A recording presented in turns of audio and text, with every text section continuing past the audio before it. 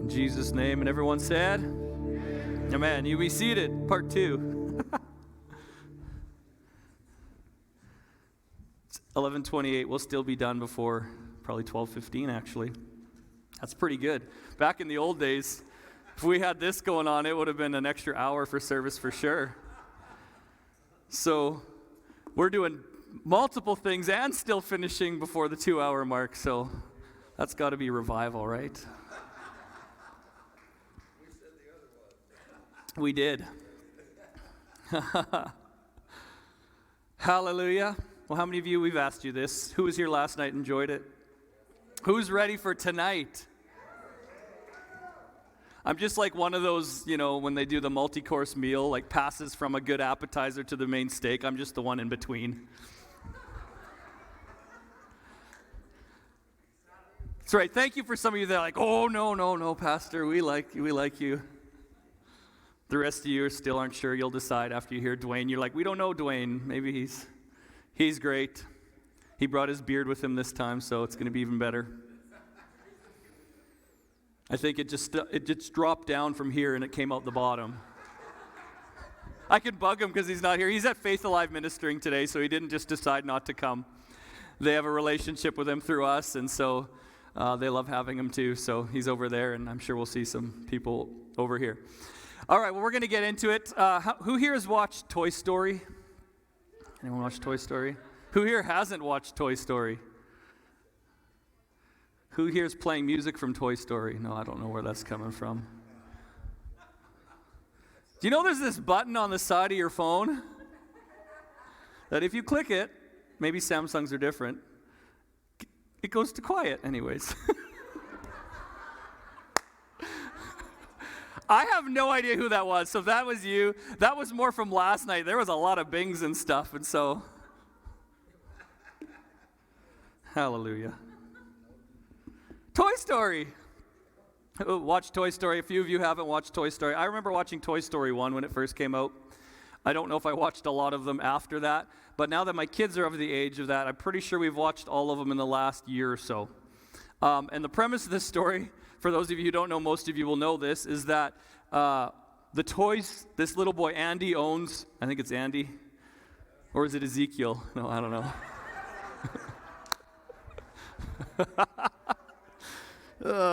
Andy, I think. None of this is going to be accurate today. I'm really tired now. But Andy and his toys, the premise is when he's gone, all the toys actually come alive. Hey, wow, look at that. Come alive? No, we're not praying and speaking over toys today. Bring them up and see what happens. But when he goes, they all play, and there's this world going on with your toys. Kids, did you know that? Like right now you're sitting here, and your toys are playing back home. That's what's happening, right? Yeah, that's why they get misplaced. They're walking somewhere else. And so there's the one main character, Woody, who he's got Andy's name written on his shoe, and I think you can pull the back string of him, and he says stuff. And so they all understand, the ones that have been Andy's toys for a while, they understand that they're toys, that it's not a real world, that their world is to, entertain Andy, and they're always worried when new toys come along. I think it's his birthday in one of them, and something's happening, and they're worried, is this new toy going to replace us? And, of course, there's this really good toy that's coming up, and they watch him open it, and they think the presents are over, and then they're like, wait, there's one more. And I think this is, if I'm remembering correctly, and he opens it up, and it's Buzz Lightyear. Right? And so they're all like worried because this might be Andy's favorite toy. And, of course, Buzz comes out, and he hasn't been climatized to the world that he's in, and he thinks his story that's been put in him for whatever reason, I forget what the main bad guy is, but he's going to save the planet, and it's real life, and he can fly, right? Who remembers that? And so Andy's like, prove it. He's like, I'll prove it. And the first time he does it, he like bounces off things and swings on things, and it looks like he's flying, and he's like, see, I flew. And he's really happy with himself.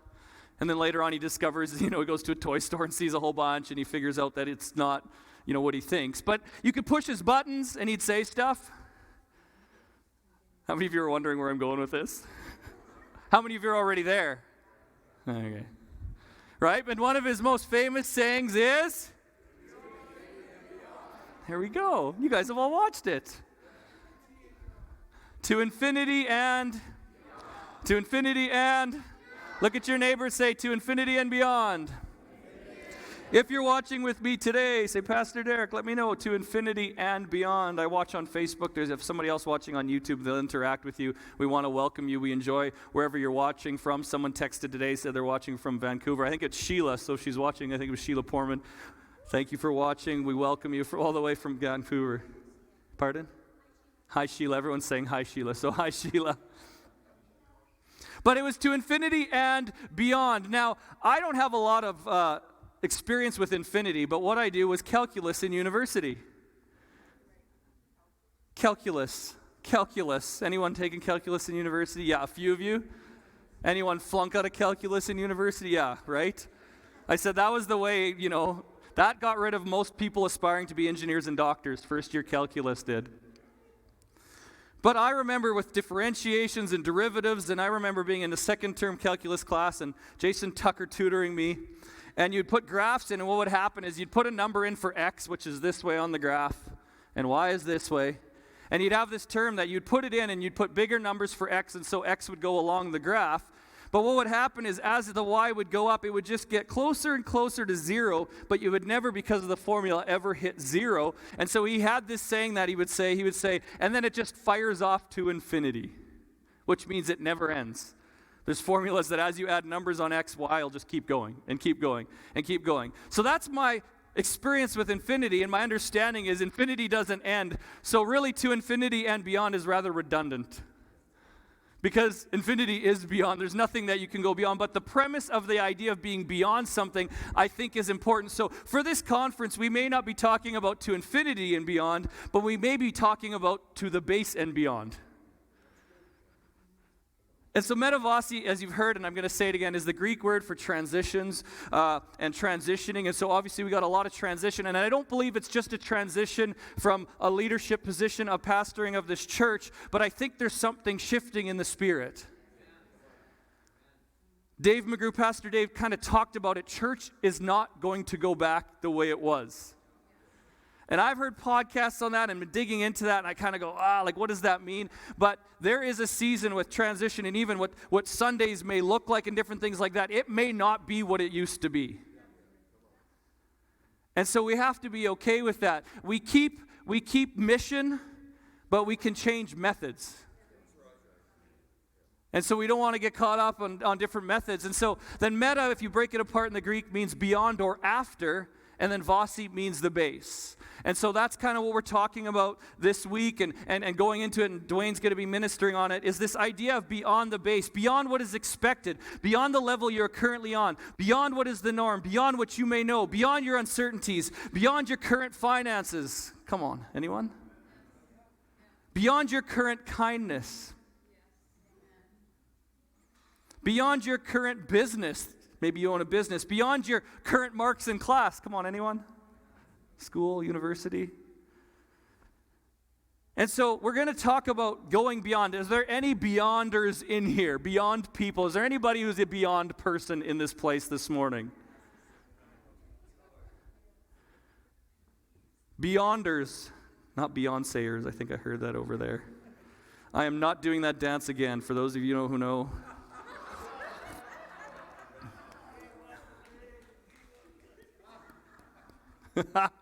Just get Aylin to come up and do it. She does it so much better.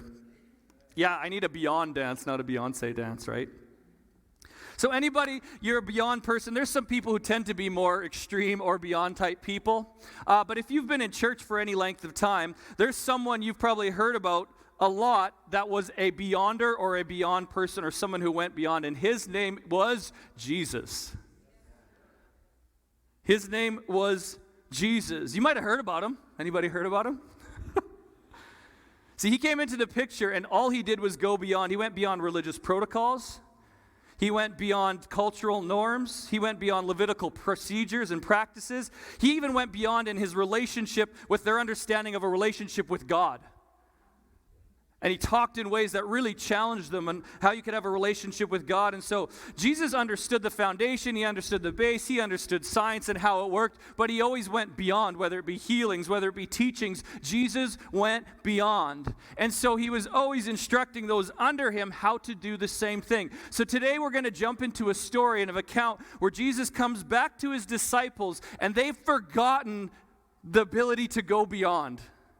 In fact, they've gone back to some things they used to do, and Jesus comes in and reminds them, hey guys, I've taught you, I've trained you, I've discipled you to go beyond. And so we're going to read from John 21, and just to give you a context for this, if you're not familiar, Jesus has died and risen again, and he is no longer in the tomb.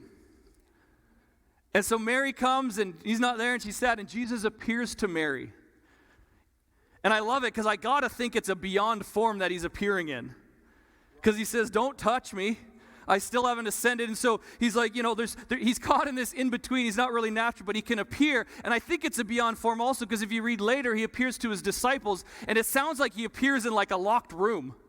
They're hiding away. They're nervous because they're like, Jesus is gone. They're going to come get us. They're going to do the same thing they did to us with Jesus. And it says they've like shut themselves in, and Jesus appears in there.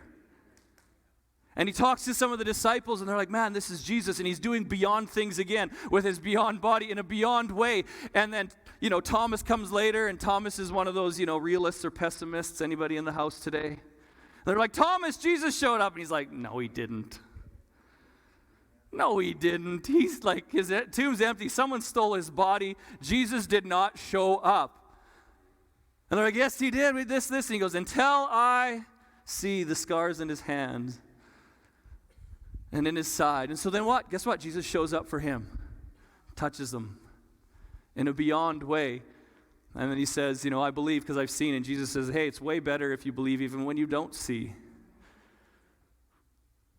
It's even better if you can believe even when it doesn't seem like Jesus is standing there in front of you, even when it doesn't seem like everything is beyond.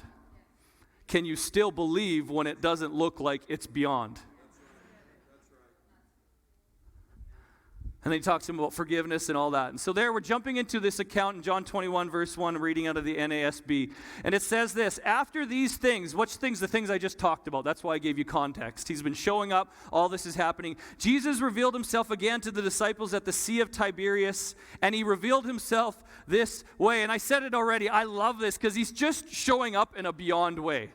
Over here, impacting here, doing different stuff. And so he's already setting this up to be amazing and unique. And so it continues on. And Simon Peter and Thomas, who was called Didymus, Nathanael of Cana in Galilee, the sons of Zebedee, which were James and John, and two others of his disciples were together.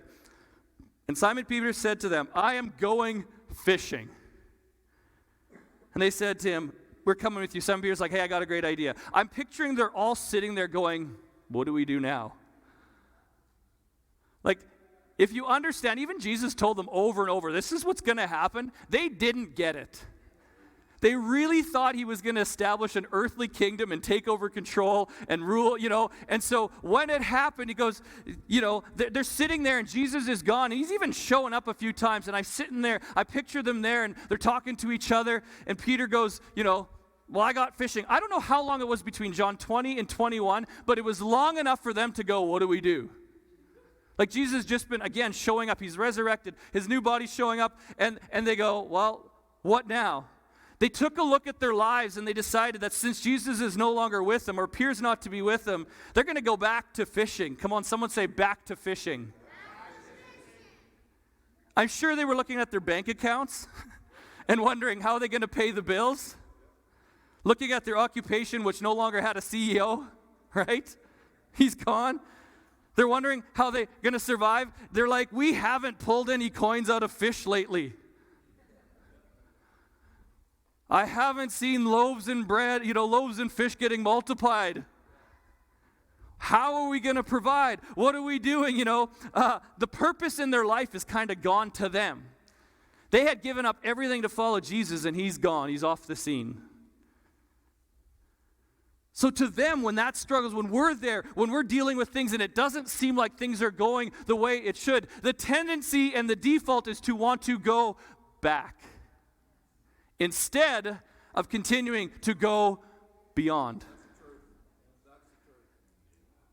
They went back to what they knew, and I'm going to get into it, what they were familiar with, what they were comfortable with, and Jesus had instructed them to go beyond. But when he left or when they didn't feel that he was close, they went back.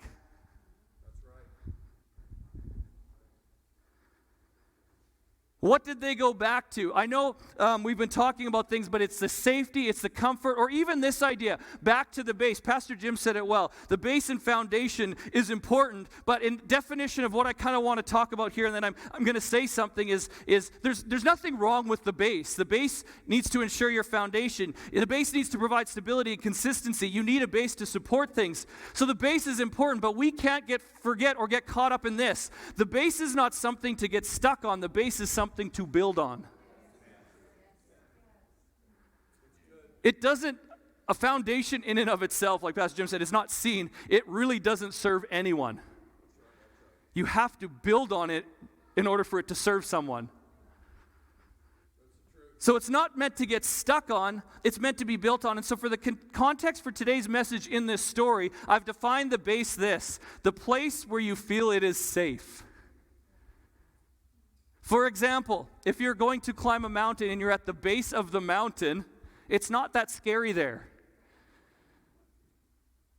Well, yeah, if you know you're about to try to climb it. But if you're going up Mount Everest and you're sleeping on the side, right, you're no longer at the base. Right? You're beyond the base. You've gone to some different places. I played paintball a few years ago. Tanika's here. She invited us to go to David's birthday party and play paintball. It had been the first time I'd played paintball since I was really young. And I made the mistake of not getting the biggest coveralls that I could. So they were tighter in the back. And let me tell you, I had a good amount of welts on the back, and most of them came right at the end when 3 shots went boom, boom, boom, and all of them left a mark. But in paintball, there's many different types of games you can play, but you never win very many games in paintball if your whole team stays at the home base. If you think, I got to stay safe, we're all just going to do it. You may not lose, but you're not going to win a lot. You've got to go out of the home base. You got to get beyond the base. You got to step out and be able to go beyond that in order to win. No one breaks barriers. The sound barrier wasn't broken staying in safety. Staying in the place that it had been done before. Even the 4-minute mile, they thought it couldn't be done. And once someone broke it, guess what? Everyone just followed along. But it takes someone who says, hey, I want to build beyond the base. I want to go beyond what someone's done before. No one breaks barriers. No one jumps out of a plane. No one races 200 miles an hour in a car. No one even gets married or has kids. No one starts a business. No one climbs a mountain without building on the base, without stepping beyond a place that is safe. And so the base for Peter, James, and John and a few others was fishing. I don't know what yours is. It's probably not fishing, but we probably all have our place of safety that we tend to retreat to when things are uncertain. This is what they knew. This was safe. This is the way in which they knew to live off of. See, Jesus had talked to them about the Holy Spirit, modeled everything they could do, discipled them, told them to go out and do this and do more, and they're like, hey, let's go fishing. And so John 21, continuing on, they went out and got into the boat. Peter had a great idea. They got in, and that night they caught nothing. Zilch. Zero. Nada. Zip. What was the Spanish word? I don't know what he said. Oh. I know a little Spanish. Zero. No, that's Italian. That night they caught, look at somebody beside you and say, nothing. See, that word night there is an interesting word. It's the Greek word nyx, N-Y-X. It means night, but it's from the root meaning to disappear. To disappear. See, they were fishing looking for provision, looking for sustenance, looking for purpose, and it seemed like all the fish had disappeared. You ever had a time in your life where you've been looking for something, going after something, and it seemed like it just was nada, zilch, zero, or seemed like it had been nixed? Huh? Ooh, see what I did there? Some of you will get it later. Eating lunch? Nixed. Okay. See, what was supposed to help with their bank accounts, what was supposed to help take care of them, what was supposed to be used for sustenance, what could have once provided them with purpose, it was nixed. It had disappeared. I don't know when the last time was that they fished. Maybe they were rusty. It'd probably been over 3 years and some days. Maybe they didn't have the right gear. Maybe the moons and the tides, I don't know how all that works, but maybe it just wasn't lining up right. Or maybe it's because they weren't where they were supposed to be. And so that night, that nix, the fish disappeared and they caught nothing because they weren't supposed to go back to fishing. They were supposed to go and make disciples. They weren't supposed to become fishermen. They were supposed to become fishers of men. They weren't supposed to wait on provision. They were supposed to wait on the Holy Spirit. They weren't supposed to get stuck on the base. They were supposed to build on what Jesus had established. So the question I ask myself, and I'm asking you today, and anyone watching, and those of you who are part of City Center Church, is how many times do we get stuck on the base because it's safe, because it's what we know, it's because what we're familiar with, but God is challenging us to take a step and go beyond. But we want to go back. Come on, someone say go beyond. John 21:4, continuing it on. So they went fishing at night, caught nothing, it was nixed. But when the day was now breaking, I'll come back to that in a few minutes, Jesus stood on the beach, yet the disciples did not know that it was Jesus. I don't know what's going on here. I like to try to insert myself in that story. They've spent 3 years with Jesus. He's shown up multiple times in the last little bit. And I don't know, maybe the distance was too far. Maybe the water was carrying his voice. They were close enough to hear him. But it says that Jesus is walking on the beach, and you'll see he starts talking to him, and it says they didn't recognize him. Maybe that is because his form was truly beyond, and he could appear and not appear. But for some reason, in that moment, he's walking along the beach, and they don't recognize him. They did not know it was Jesus. I think at times when we want to go back to places of safety and we end up in places that, we shouldn't be, we find it difficult to recognize Jesus because we're not expecting him to meet us there. Because it's like they're going fishing and they're like, it's another thing, Jesus is gone and we're going fishing. This isn't what we know we're supposed to do, and so they're not expecting to see Jesus. Maybe that's why they didn't recognize him there. So Jesus says to them in John 21, starting in verse 4, "Children, I don't know about you, but this is funny to me. Because as somebody who has to deal with passive aggressiveness, and when I feel like I'm right to passively aggressively tell someone I told you so, and I know Jesus is full of compassion, but I just see him like he calls them children. Children. And now maybe in the Greek it's got more compassion in that word. I don't know, it's Jesus. But he's like children. And then he's like, how's the fishing going, right? Like, he's kind of like walking and he knows. He's like, you caught any fish yet? How's this working out for you? Hey guys, you're going back, because he knows this isn't where you're supposed to be. And he comes in and it's almost like, patronizing them. Children, what are you doing? I don't know how it came, but he's like, got any fish? And they're all embarrassed. And I was thinking of a story. Brad would know this story, because I was like, the shame they must have felt, hey? We're fishermen, it's all we know. They go out, they go the whole night, and they're like, we caught nothing. And as they're coming in, this dude that they don't recognize is like, any fish? You silly kids, what are you doing? Right? But the shame as they're rowing in, and he's like, I mean, I'm sure Jesus wasn't doing that. But it kind of looks like that. But the shame must have been similar. Brad would know this. When a bunch of us had a great idea. It wasn't to go fishing, but it was to go watch a Rider game in Edmonton. And we got in a van, Murray was there, and we loaded it, and we were proud of our riders. We wore our gear, we wore our green. And we got to Commonwealth, is that what it's called still? Ezekiel Wealth? I don't know. Commonwealth, and it's like, it's a big stadium with a track in between and far distance, and we were on like the 50th row of 54 or something. So it's like, who is it?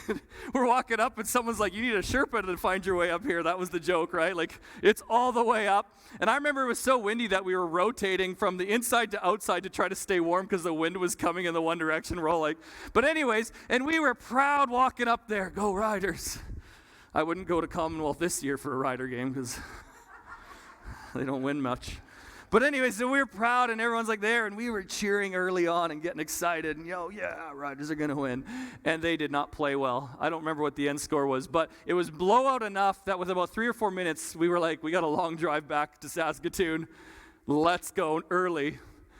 And it was how the disciples must have felt, because every step for 50 rows, all we heard is, go back home. Return, yeah, you thought you could, like it was heckling from every Edmonton fan. And you know what? We just had to take it because we had nothing that we could show for it. It was just like, boo. And all 50, I think there's like 2 steps between each row, so 100 steps down. Go home, yeah, you losers, and it was just walking. Yes, that's us. Yes, we know we came here with bravado and we're going, dragging our, That's the disciples, right? Yes, guy, we know we haven't caught anything. Please don't rub it in. And so he says, you haven't caught any fish? In the next verse, they answered him and said, no. No. Children, stop bugging us, dude. We get it. It's the fishing of shame. They were out there all night. They didn't catch anything. See, listen, when we try to go back to the place that's safe, we may have trouble catching fish. It may look like in your life, or it could look like this. Why isn't this idea working out? Why aren't I seeing better results? Why does it seem like this thing got nixed? Why hasn't God answered this prayer? This has always worked in the past. But they were somewhere that I don't think they were supposed to be. But thank goodness Jesus wasn't just there to mock them or patronize them. He was there to remind them who he had called them to be. To convince them that even though they didn't know he was there physically, or even though he wasn't there physically, or for us, even though it sometimes feels like he's not there, that they were still able to build on the foundation he had laid, that they could continue to go beyond. And so here's where I said I'd come back to this. It says, Jesus showed up as the new day was breaking. See, Jesus is the light of the world, and so even when Jesus comes, it's a type and shadow of a new day breaking. Come on. Because you can be in darkness, you could be in the middle of the light, but when Jesus shows up, the light shows up, and it's like a new day is breaking.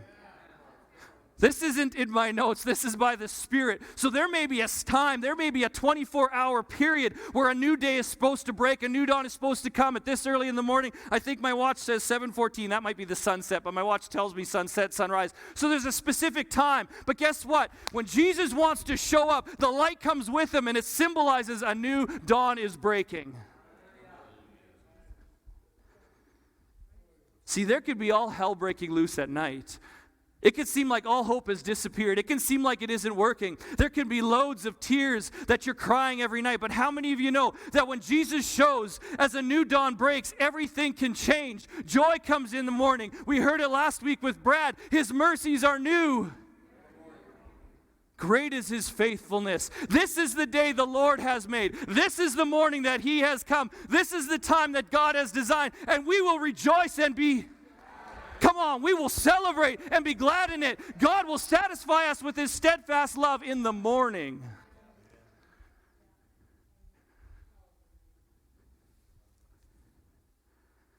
And even though, I love this, they weren't where they were supposed to be, even though they weren't doing what they were supposed to be doing, even though they were fishing in the dark, that's where that song came from.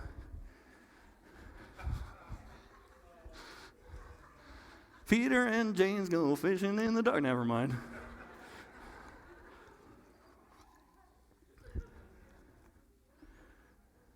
Jesus showed up. See, even though they weren't supposed to be, I love this picture. And it was dark, and nothing was going around. And they were kind of running away from their calling and their purpose. And it seemed like not, right? Nixed. Everything was going not a zilch. Jesus showed up at dawn, which helped bring them beyond. Jesus showed up at dawn to help bring them beyond. The night never lasts forever. Someone needs to hear this morning. The night never lasts forever. There is always dawn approaching. And dawn always brings beyond. I need to remind someone here today that the night can seem to nix NYX, nix everything and make it disappear. But the new day breaking can fix everything and bring the beyond near. I'll say that again. The night can seem to nix NYX, right? Make it disappear, everything, and make it disappear. But the new day breaking can fix everything and bring the beyond near. See, we don't know when we are one step away from the beyond, from the dawn of the next. And so you're going through it. These guys are rowing, and they're coming back, and all they know at this point is we've caught nothing.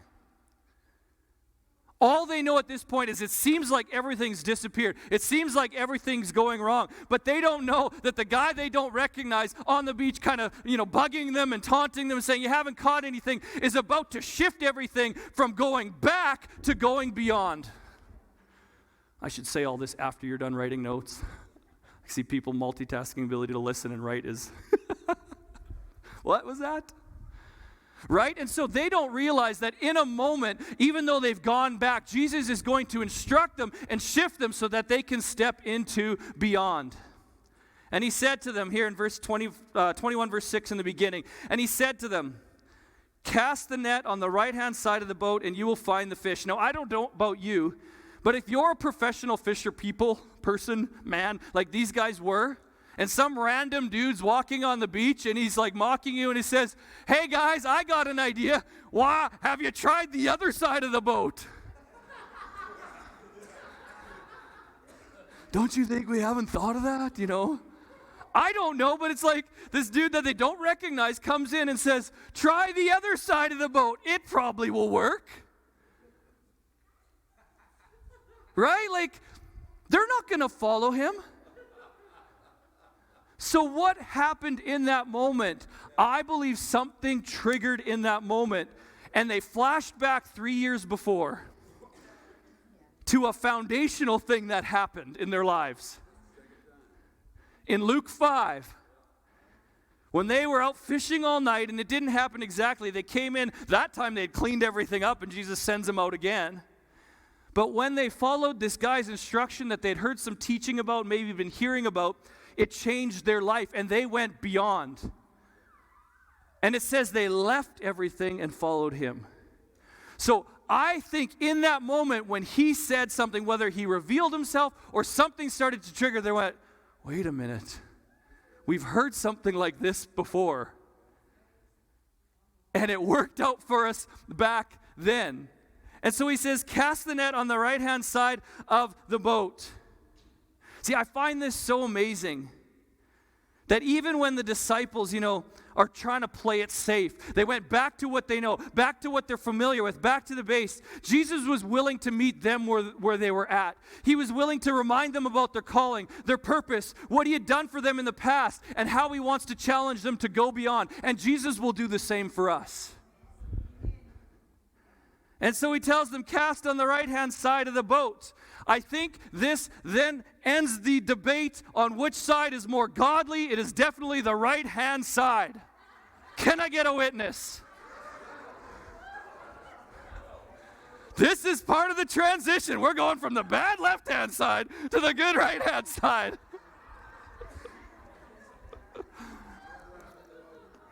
There's two lefties here, isn't there? I'm going to get stuffed. Pastor leaves. We're going to build on the foundation. No, anyway.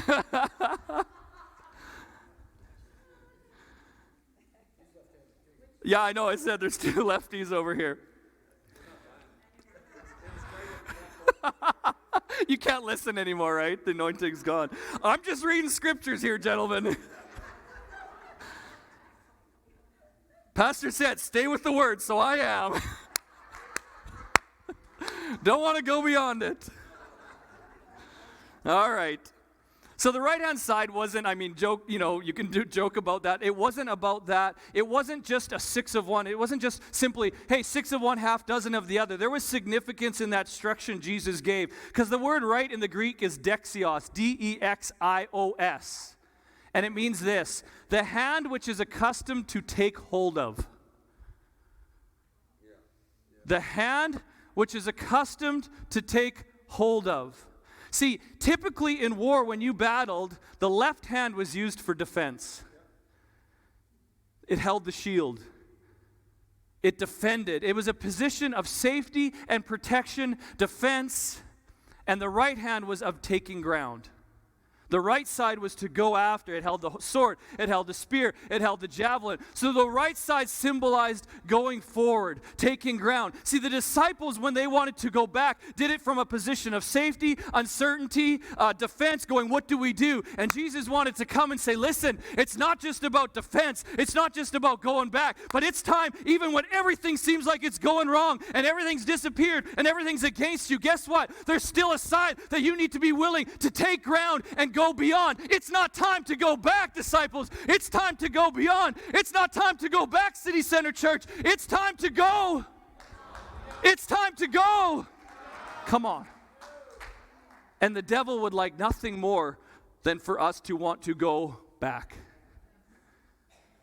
And so Jesus says, DEXIOS.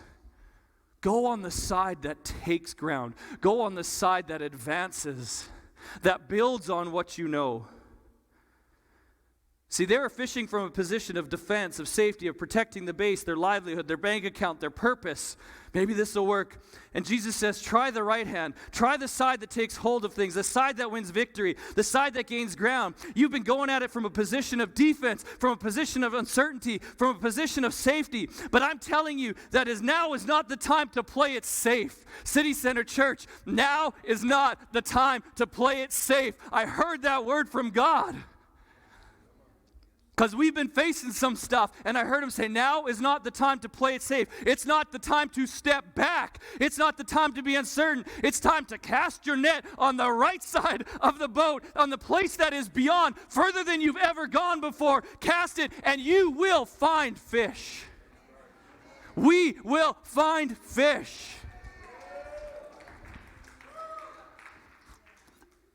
I'm preaching myself happy this morning.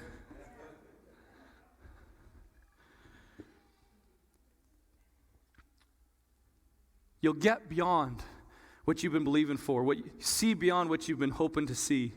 Go beyond where you've gone before. And so he says, cast your net on the right side of the boat. John 21 in the middle says, so they cast it. See, that word cast is also significant. It's the Greek word BALLO, B-A-L-L-O. And it means this, to throw or let go of a thing without caring where it falls. Pastor Jim referenced it. I usually care where things fall. You get it? Metaphorically speaking, planning it. I care where it falls. The disciples cared where it fell. They had a plan. Let's go back to fishing. Let's do all this. But BALLO says to throw or let go of a thing without caring where it falls. Here's another one. To give over to one's care, uncertain about the results. To give over to one's care, uncertain about the results. Jesus said, hey, cast it. Because when we are uncertain, when things are going around and we go back, the tendency is when we're uncertain and we're not sure of stuff, at least my tendency, maybe most tendencies is this, you try to control things more.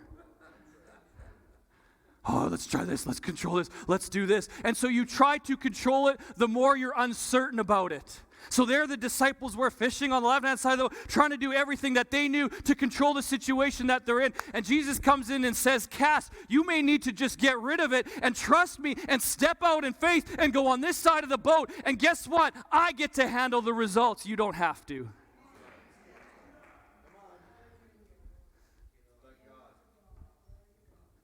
That's difficult for a lead pastor. I got to plan, the results and all that. And Jesus is saying that's difficult for the disciples, right? And he's saying, hey, listen. Can you give it over to my care and let me handle the results? See, when we're playing it safe, we tend to hold on and control everything. When we're uncertain, we want to care about everything. Anybody been caring a lot lately? Because you don't have the results, you're uncertain about them? Jesus says to them, stop caring, come on, and start casting. Stop caring and start casting. Giving God control is the beyond way to go. Stop caring. Can you give God control? See, I believe we're getting told God's brought this theme for this conference to get us to go beyond, but he's saying, but in order to go beyond, you're going to have to give up some control. In order to go beyond, you got to be willing to, even if you've stepped back, listen to the instruction that brings a God interaction, a God encounter. Are you willing to follow it and cast some things on another side? On a side of taking ground. And simply follow Jesus' instruction and then say, we're stepping on a faith, Jesus, you get to handle the rest. Music team, come on up. So, because when we put the results in his hands, it says at the end of verse 21, watch this. So they go, they cast it on the right side. He says, you're going to catch fish. They do it. And it says this, they were not able to haul it in because of the great quantity of fish. Who here is ready for a great quantity of fish? Come on. How many of you could use some more fish in your finances? How about some more fish in your relationships? Some more fish in your chips? No.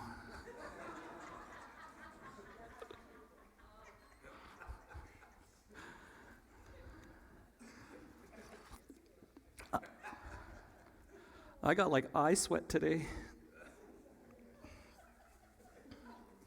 It's beyond, I tell you, it's the new anointing.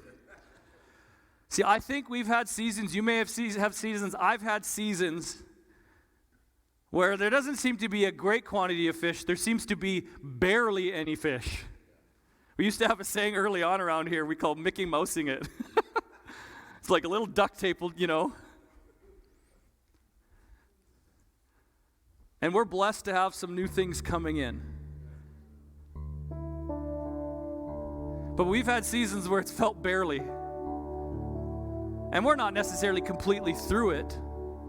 But I believe the instruction is to cast in a taking ground side, leaving the care up to Jesus.